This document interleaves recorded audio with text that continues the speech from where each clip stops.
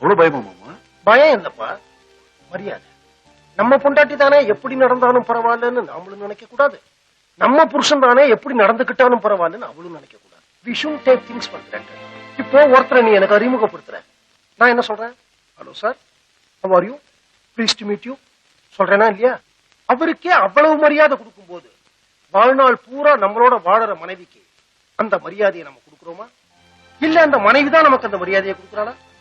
பதில் 100% இல்லைங்கிறதா. பொண்டாட்டி சமைச்சு போடுற சமையல சூப்பர் நல்லா இருக்கு அப்படின்னு புருஷனும் சொல்றது இல்ல. புருஷன் ஆபீஸ்ல இருந்து டயர்டா வீட்டுக்கு வரும்போது என்னங்க டயர்டா இருக்கீங்களே, நான் காலையில இருந்து உங்களை மிஸ் பண்ணிட்டேன் அப்படின்னு பொண்டாட்டியும் சொல்றது இல்ல. ஆனா சொல்லணும்.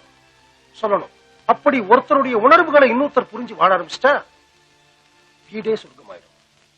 Please do subscribe our YouTube channel and like the videos.